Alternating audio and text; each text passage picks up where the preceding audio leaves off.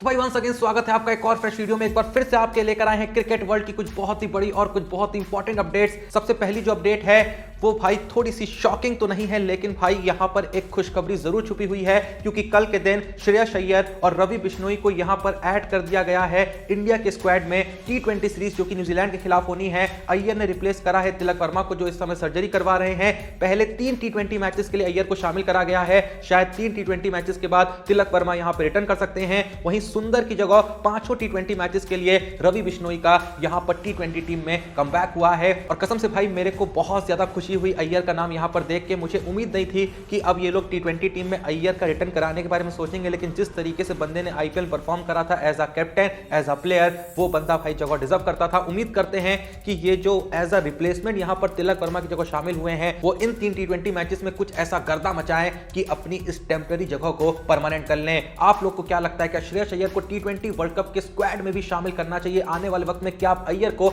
T20 world cup की team में देखना चाहते हैं? जो भी इस बारे में सोचते हैं कमेंट सेक्शन में जरूर बताएं। खैर, जहां बात चल ही रही है रिप्लेसमेंट्स की, तो भाई कल के दिन एक बहुत ही अजीबोगरीब खबर सामने आती है। जैसा कि आप जानते हैं, हाल ही में बीसीसीआई ने केकेआर को इंस्ट्रक्शन दिया था, क्लियर इंस्ट्रक्शन दिया था कि मुस्तफिजुर रहमान को अपनी टीम से रिलीज कर दीजिए, क्योंकि किसी भी बांग्लादेशी प्लेयर को हम आईपीएल में खेलते हुए देखना नहीं चाहते हैं। कल के दिन खबर आती है कि विजय शंकर जो है, उनके नाम पर विचार हो रहा है कि केकेआर विजय शंकर के नाम को कंसीडर कर रही है मुस्तफिजुर रहमान के रिप्लेसमेंट के तौर पे। कितना शॉकिंग है तुम्हारे लिए है, मेरे लिए भी है, क्योंकि भाई ये कोई लाइक टू लाइक रिप्लेसमेंट दूर दूर तक नहीं है। मुस्तफिजुर रहमान एक प्रॉपर बॉलर है, विजय शंकर इस समय बॉलिंग बिल्कुल नहीं कराते हैं, बैटिंग करते हैं। फॉर्म भी एकदम घटिया चल रहा है, पिछले सीजन में सीएसके के लिए भी बहुत ही वाहियात परफॉर्मेंस देके आए थे। तो ऐसे में 9 करोड़ से ज्यादा पे लिए गए प्लेयर के लिए विजय शंकर के नाम के बारे में सोचना मुझे तो बहुत ही अजीब डिसीजन लग रहा है। अगर ये सच साबित हुआ तो भाई मेरे को तो पता नहीं, समझ में नहीं आएगा कि आखिर केकेआर ने ऐसा किया क्यों। आपका इस पे जो भी सोचना है कमेंट सेक्शन में बता दो। इससे आगे बढ़े तो भाई कल के दिन बिग बैश लीग में एक बहुत ही अजीबोगरीब घटना घटी। सिडनी सिक्सर्स के लिए खेलते हुए बाबर आजम और स्टीव स्मिथ ओपनिंग करने आए थे, और भाई इसी मैच के दौरान क्या देखने को मिलता है कि स्टीव स्मिथ जो है वो बाबर आजम को स्ट्राइक तक देने से मना कर देते हैं, क्योंकि बाबर आजम ने उसी ओवर में लगातार 3 बॉल्स डॉट कर दी थी। तो स्टीव स्मिथ कहते हैं भाई तेरे से नहीं हो पाएगा। और ऐसा उन्होंने क्यों किया? पहले तो अगले ही ओवर में स्टीव स्मिथ ने जब स्ट्राइक देने से मना कर दिया, तो उसके जस्ट अगले ओवर में उन्होंने छक्का छक्का छक्का छक्का चौका नो बॉल पे, और 0 रन आया अगली बॉल पे, फिर 2 रन आया।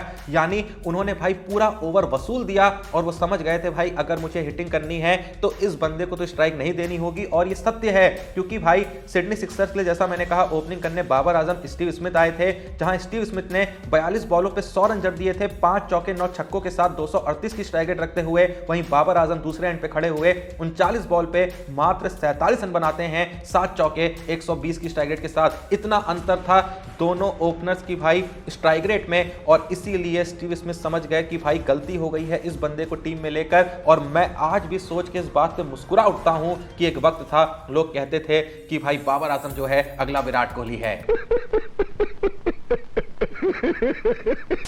और भाई स्टीव स्मिथ की इस पारी के बाद केकेआर उनके नाम पर भी विचार कर रही है, ऐसा कहा जा रहा है, क्योंकि लगातार स्टीव स्मिथ खुद को T20 लीग्स में प्रूव कर रहे हैं। और भूलो मत कि केकेआर को एक नए कप्तान की तलाश भी है। हालांकि उन्होंने कंफर्म कर दिया था कि वो रहाणे की कैप्टेंसी के साथ कंटिन्यू करेंगे, लेकिन स्टीव स्मिथ आ जाते हैं तो एक अच्छा मिडिल ऑर्डर बैट्समैन मिल जाएगा। ये भी एक लाइक टू लाइक रिप्लेसमेंट नहीं होगा मुस्तफिजुर रहमान की जगह पे, लेकिन फिर भी एक अच्छा यहां पर प्लेयर मिल जाएगा जो बैटिंग कर सकता है, मैच विनिंग पारियां खेल सकता है, अपने ऊपर जिम्मेदारी ले सकता है, बड़ा एक्सपीरियंस है, और साथ में आपकी टीम की कप्तानी भी कर सकता है। और कप्तानी के मामले में स्टीव स्मिथ एक नंबर है, इस बात में तो किसी को कोई शक होना ही नहीं चाहिए। इसके बाद भाई बड़े अगली अपडेट की तरफ, उससे पहले मैं बता दूं, देखो भाई जाहिर सी बात है हर किसी को पैसा कमाना है, और इस समय मैंने तुमको पहले कुछ वीडियोस में बताया था कि YouTube इतना पैसा नहीं देता है, लेकिन फिर भी हाल ही में मैंने मैकबुक लिया और हाल ही में मैंने नया फोन भी खरीदा था OnePlus का।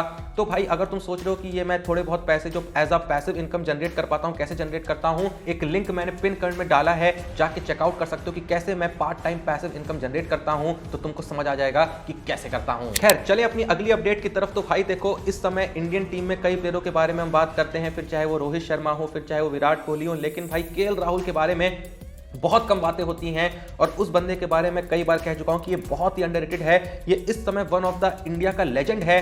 क्योंकि भाई लगातार तीनों फॉर्मेट में खुद को प्रूव कर रहा है। ठीक है, टी20 टीम में उतना उसको सीरियसली कंसीडर नहीं करते, लेकिन फिर भी आईपीएल 2025 में 50 से ज्यादा की एवरेज, 150 से ज्यादा की स्ट्राइक रेट के साथ 500 550 रन जड़ के बता दिया था कि मैं टी20 का ही बहुत अच्छा प्लेयर हूं। बाकी टेस्ट में तो परफॉर्म कर ही रहा है और उसके अलावा ओडीआई में परफॉर्म कर रहा है, विकेट कीपिंग भी करता है और ओडीआई में भी भाई जिस पोजीशन पे जहां खिला लो वहां खेल के दिखाता है, जिस तरीके की सिचुएशन होती है उस हिसाब से खेल के दिखाता है। और इसी चीज को कल के दिन एप्रिशिएट करते हुए इयान स्मिथ ने स्टेटमेंट दिया, कहा कि केएल राहुल एक बहुत ही स्मार्ट क्रिकेटर है, उनके पास हर तरह के शॉट्स हैं और उन्हें पता है कि कब गियर बदलना है। वो एक बहुत ही मैच्योर क्रिकेटर है, उन्होंने सिचुएशन को बहुत अच्छे से हैंडल किया, उन्होंने न्यूजीलैंड के खिलाफ दोनों मैचेस में बहुत ही बढ़िया बैटिंग करी। और भाई सच में अगर तुम केएल राहुल की ओडीआई इंटरनेशनल में पिछली 11 इनिंग्स देखोगे ना तो स्कोर देखो, 29 पे 40, 47 पे 41 नॉट आउट, 29 पे 23, 34 पे 42 नॉट आउट, 33 पे 34 नॉट आउट, 31 पे 38, 15 पे 11, 56 पे 60, 43 पे 66 नॉट आउट, 21 पे 29 नॉट आउट और जो पिछले मैच में बनाए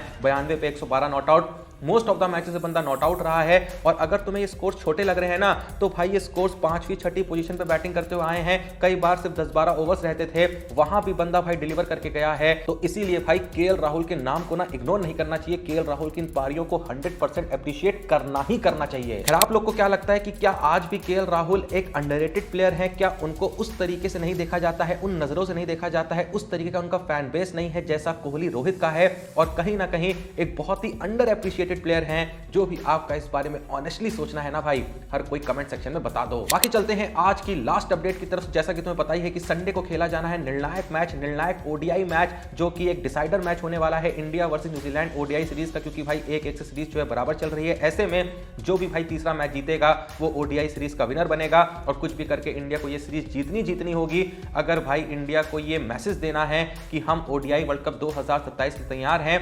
क्योंकि भाई अगर घर पे ही ओडीआई सीरीज हार जाएंगे, जो कि इंडिया आसानी से हारती नहीं है, तो भाई बेइज्जती तो बहुत बुरी होगी। कोहली और रोहित के रहते हुए हारेंगे तो जाहिर सी बात है टारगेट भी भाई आंख बंद करके इनको ही किया जाएगा, चाहिए कैसा भी परफॉर्म करते हैं। लेकिन जहां बात निकली ही है रोहित और कोहली की, तो रोहित को पहले तो ओडीआई मैचेस में शुरुआत अच्छी मिली, कन्वर्ट नहीं कर पाए, तो at least half century Rohit Sharma से थर्ड ओडीआई मैच में चाहिए ही चाहिए। और विराट कोहली को तो परफॉर्म करना ही करना होगा, सिर्फ इसलिए नहीं कि उन्हें खुद को प्रूव करना है, प्रूव वो ऑलरेडी कर चुके हैं, लगातार भाई कई अच्छी पारियां खेल दी हैं, लेकिन फिर भी भाई उनको उस मैच में अच्छा बड़ा स्कोर बनाना ही होगा। क्योंकि इस समय आईसीसी रैंकिंग में अगर रेटिंग्स देखें तो कोहली फर्स्ट रैंक पे हैं 785 पॉइंट्स के साथ, डैरेल मिचेल सेकंड पोजीशन पे हैं 784 पॉइंट्स के साथ, मात्र 1 पॉइंट का फासला है। यानी कुछ भी ऊपर नीचे हुआ तो भाई डैरेल मिचेल विराट कोहली को फर्स्ट पोजीशन से धकेल के टॉप पे आ जाएंगे। तो ऐसे में डैरेल मिचेल का स्कोर कम रहे, विराट कोहली का ज्यादा रहे, और विराट कोहली का जो ज्यादा स्कोर रहे वो इंडिया की जीत में काम आए, इंडिया की सीरीज जीत में काम आए। आपको क्या लगता है,